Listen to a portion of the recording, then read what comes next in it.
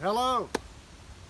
Today I'm going to talk about 4 of my guitars. All 4 of them are right behind me. And these particular 4 guitars had a significant place in my music career. And so I'm going to talk about them today. And I'll probably do a fair amount of name dropping along the way because in my journey in music I have crossed the paths of a number of artists who have been really hugely successful in lots of different ways as mainstream recording acts, as songwriters, as entertainers across the board. I've worked with them, they've worked with me. It just has happened. It's been part of the journey. So I'll probably throw some of those little gems in there in talking about these instruments. I want to get started with letting you know that let's talk about what they are. This is an early 70s Gibson J200, and I got that in 1987. I bought it from Gruen Guitars. That's G-R-U-H-N, George Gruen, a very famous music store in Nashville, Tennessee. This is my Mexican-made Fender Stratocaster. I believe it's a 1995. I got it in 96. It was a gift from my wife, Stacy. And over here is my Gibson J200. Gibson. I think I said that. Gibson J200. This is sort of my my A guitar, my Cadillac, if you will. I got it in 1992. It is a 1990. And then on the far end over there is a Daon. That's a D-A-I-O-N. It was a short-lived Japanese company that made really high-end electric guitars and basses. And I'll start off talking about the Daon. Up until I was pretty deep into my 20s, I rarely ever played solo on stage. And I rarely ever played acoustic guitar on stage. I did play a lot of acoustic guitar at home, and I wrote songs usually on acoustic guitar. But all of my gigs were pretty much with an electric guitar in my hands playing in a band setting. Oftentimes I fronted my own power trios or 4-piece bands, and I also was sort of a guitar player for hire. So people would hire me to go out on tour with them and be their guitar slinger. But I did play in some bar bands in Middle Tennessee with a person named Warren Haynes. And some of you know who Warren Haynes is because he's really quite successful and quite well known, especially in the jam band world. Warren had spent about 5 years touring with country star David Allan Coe. And when I met him and started performing with him in clubs and fraternity parties and outdoor parties and things like that bar bands would usually play, he had just sort of gotten out of that, and he was kind of beating around Nashville like I was, trying to get a record deal and just trying to write songs and play on sessions and get someone to take notice of him. And of course, he would eventually join Dickie Betts' band, which would lead to the reforming of the Allman Brothers band that had been a little bit on hiatus. And then he splintered off from that and formed his own band, Government Mule. And from that point onward, me and Warren sort of went 2 different ways. I rarely ever spoke to him or saw him because he was just in another sort of universe from me at that time and continued to be for a long time. But we were really good friends for a few years, and I must have played 60 to 75 actual engagements alongside of Warren, and he was 5 years older, and he had a lot more guitar knowledge and music knowledge than I did in some ways. There were some areas I was actually stronger than him, but there were some other areas where he blew me out of the water, and so I enjoyed being on stage with him. And when we would take a break, I would spend the whole break picking his brain and asking him questions about how he set up his amplifier and which effects he was plugged into and how he set those up. And you know, I would sometimes even play his guitar. Well, he played a Dayon, just like this one. He had one for years. All through the David Allan Coe years, I think he played a Dayon that looked almost identical to this one. And I was under the impression that if I got the same equipment as Warren Haynes, then I would sound just like Warren. And of course it does not work like that. But I did learn a lot from him. I used to go to his house and once again just sort of like tag along, asking him questions and getting lots of really incredible information from him. But I did end up going from a Fender Stratocaster to this Dayon, and it's a very unique guitar because it has these little switches, and in the upward position the pickups are on a single coil selection, which is sort of akin to a Fender Stratocaster kind of sound that I had just come out of. If you go to the down position, it converts the pickups into a humbucker. And so that's a very unique thing, and it actually was helpful if I wanted to have a really fat, big sound on a rock song, for instance. With an overdriven sound, I might want to go with the humbucker sound and go downward. But if I wanted to do something a little thinner, like a string bending, honky-tonk country thing, a la a Fender Telecaster or something like that sound, I would go with the up position. So this Dayon guitar, I'm going to spell that again if you cannot see it. It's D-A-I-O-N, Dayon. This was a very class guitar. And when I first got hired to play for Freddie Fender, who was a hit-making country star, a Tex-Mex country star, who had actually started off in the early 60s making rock and roll records. This is the guitar I had when I played my first show with him, and in fact, during the entire duration of working for Freddie Fender, I played a Dayon, this Dayon. So every night on stage, when we would close out with Before the Next Teardrop Falls and Wasted Days and Wasted Nights, those parts were played on this guitar.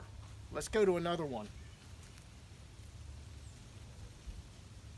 I finally decided I needed to have a decent acoustic guitar. So I had saved up some money. I had about $1,000, which at this point in my life still sounds like a lot of money. Let me stress that I do have a PayPal and a Venmo account where you can make tips or donations for me on my YouTube channel and through Facebook, and I'm grateful to all of you who do that, so I'm going to take a moment to plug that. But I'm going to go back to talking about getting a decent acoustic guitar. I had a friend named Randy who's a really good friend of mine, and he went with me once again to, well, we went to George Gruen Guitars on Broadway in Nashville, and my plan was to get a Gibson J200. That was my dream guitar, but it was not to be that day because the cheapest ones he had for sale at the vintage store were, I think, $1,200 or $1,300, and they were really not in very good shape. And some of the others were more like $1,800 and $2,000. I didn't have that on me, so I said, "What else have you got?" And they had a list. That was like a couple of pieces of paper with a staple in it, and it had all of the instruments they had in stock listed on it, and I saw early 70s Gibson J200 on it, which is this guitar. And I asked them to go retrieve it from upstairs in the upstairs warehouse. They brought it down. I started playing on it.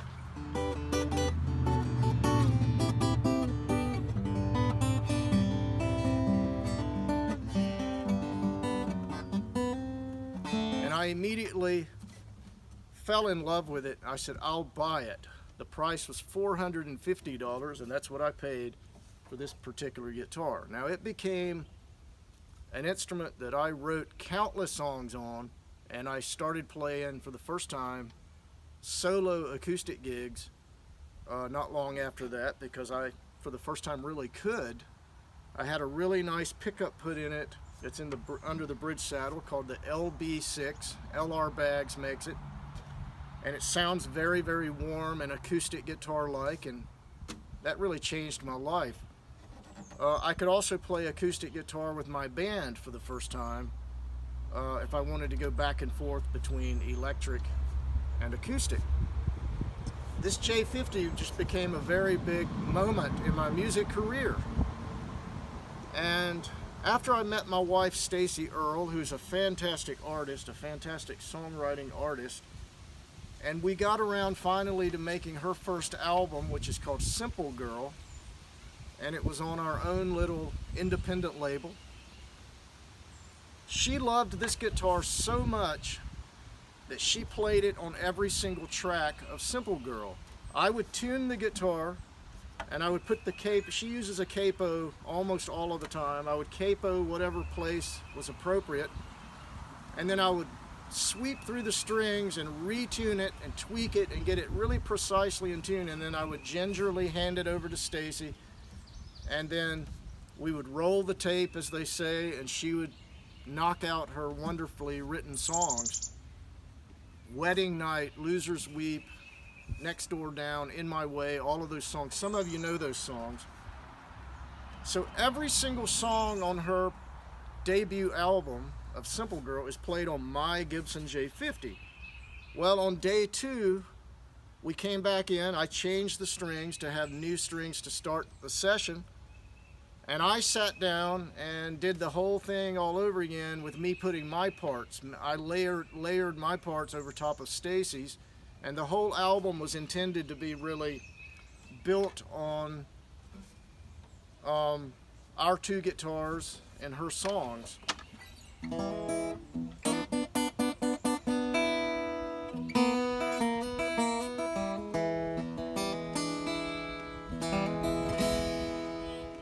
So anytime you listen to that particular album, Simple Girl, every guitar on it, whether it's me or Stacy playing it, on all 13, I think it's 13 tracks on that record, they're all played on this exact guitar, my Gibson J50. It was years later, we were playing in Bozeman, Montana, and a guy who worked for Gibson at that time named Ren Ferguson came out to our show. And he was the first one to tell me that it was a late 72 or an early 73 guitar. And that's about as exacting as I can get on the year of this guitar. I'll put this one away and move on to another one.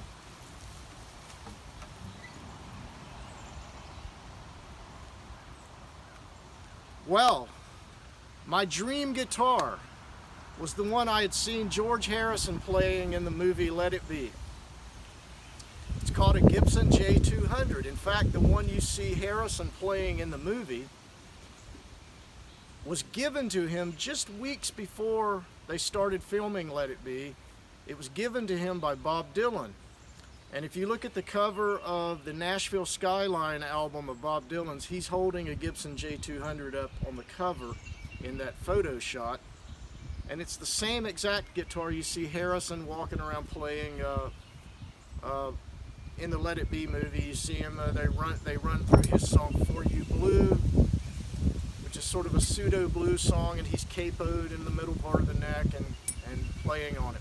That's the guitar I really always wanted, and I had seen photos of Buddy Holly playing one in the late 50s. So that was really all of the thought that I put into it. That was it. It was like Buddy Holly, George Harrison, Bob Dylan. I want a J200. Lots of people are known for them. Emmylou Harris has played them for many years. Little Jimmy Dickens used to play them. You see them. They're a very famous type of guitar. In 1992, I'm turning the wrong way. In 1992, early 92, I had a friend of mine named Bill go to, once again, George Gruhn's in Nashville, and he took a Fender Stratocaster of mine, a Music Man electric guitar of mine, and $500 cash, and I said, Bill, would you come back with a J200? And he came back with this one. It was a 1990. It had never been owned. It was still brand new. And it had been made in Bozeman right after they had moved from their Nashville factory back to Bozeman and started making the acoustic guitars back in that town again where they had previously. This one was made in Bozeman. And Bill came back, and I no longer had a Stratocaster and a Music Man. But I had $300 because he only had to trade in the 2 electric guitars and $200 to get this guitar for me. At that time, you could get these brand new for something like about $1,800. I think now they're something ridiculous like maybe $4,300. I'm not sure exactly, but it's a crazy figure what these things cost now. I wrote a lot of songs on it, and I've toured excessively over the years in the Stacey Earle and Mark Stewart duo with this Gibson J200 and the other Gibson J50. I've toured solo under my own name excessively with both of these guitars as well. Now, in the mid-90s, I loaned it to my brother-in-law, Steve Earle, who's a fantastic artist, and he was doing a performance in Nashville at the famed Bluebird Cafe, and someone took a photo of him playing this on the show that night, and that ended up as the cover photo on his album called Train A-Coming. So that was my Gibson J200 that was on loan that night. It also ended up on the album cover of a Stacey Earle and Mark Stewart live album called Must Be Live. We were on tour with Joan Baez, and someone took a photo we liked on a big stage in an opera house or a theater, a large theater. And that ended up on the photo, on the cover photo of that album. Later on, the artwork got changed to stick figures, and so no longer is this on that particular CD, but if you have the first batch of, of the pressings, you would have that photo. I've written a lot on it, I've toured a lot on it, and I've recorded a lot with this guitar. This is still my A guitar, the letter A. This is my number 1. Let me just play a little bit on it. Go back to the E shape.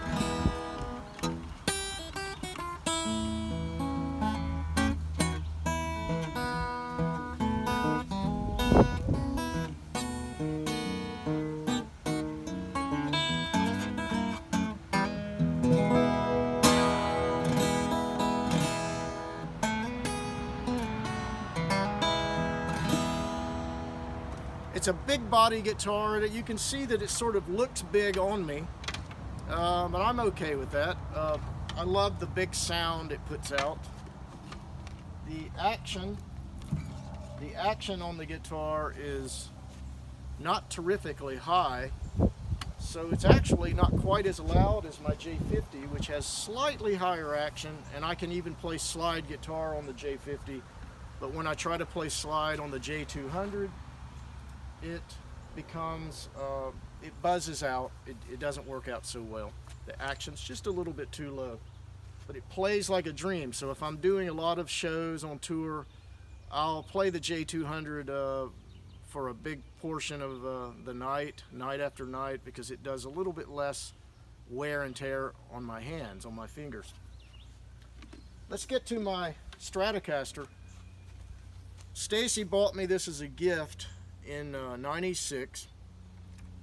I had a couple of guitars on tour. I was in her brother Steve's band at the time, and we were on tour all the time, and I was sort of a utility player in his band. I played piano, organ, mandolin, 6-string acoustic guitar, 12-string acoustic guitar, and electric guitar. The guitars I had on the tour was the Dayon, which I had sort of like walked away from at that stage of my career, and I had another electric guitar that I had made for me. It was called a Medley. But I was really itching to get back to a Stratocaster. I had owned 2 of them in my career, and I wanted one desperately, and so Stacy got me this one, and I fell in love with it. I always liked the cream white color when I would see Hendrix at Woodstock and George Harrison at Bangladesh, and some of those types of favorite players. When I would see that cream colored white Strat, I always said I would love to have one of those. My previous Strats had been sunburst colored. So I showed up for the first time with this in my hands in Steve Earle's band in '96, and we were opening a bunch of shows, a string of shows for Neil Young and Crazy Horse. So the first time I ever played this guitar was on that stage in front of about 45,000 Neil Young fans, and we were the opening act. And ever since 1996, this has been my #1 electric guitar. To this day, I've recorded a lot with it on several albums I've made, lots of other people's projects, demos, and different album projects people have done around the US. I've used this. It's been on several of my albums and mine and Stacy's albums. And anytime you see me playing live with an electric guitar, this is almost an automatic thing that I will have this Fender Stratocaster made in '95 in my hands. So let me put that down. This is a bit of a gearhead moment. I know there are people out there who are guitar nuts and gearhead types, and I'm sort of aiming this all at you. And I just want you to know that these guitars have a lot of history. Thousands and thousands of engagements, sessions, rehearsals, just on and on and on, songs written on them. It's a big part of my life. It's like a vehicle I toured in for many years that had 529,000 miles put on it. It turned out after 529,000 miles, it was that vehicle was hard to say goodbye to because it was such a big part of where I spent my life. I want to remind everybody that as of today, as of right now, it's been about 15 months or more since I've been employed as a music artist because of COVID-19. And I just want to say that if you could make a donation, if you could make a tip through Venmo or PayPal, I would greatly appreciate that. I'm really trying to hang on and stay in music, and this is how I've been attempting to do it now, is with the YouTube channel that I've started and some Facebook clips like this that I'm releasing. And I'm grateful to all of you who message me and send me money, and even if you just listen to the clips of songs I do, or the different things I do, like teaching guitar or whatever I throw up on these film clips. I'm grateful to all of you, and I hope to keep doing it, but I really need to have some sort of funding to stay alive and continue with it.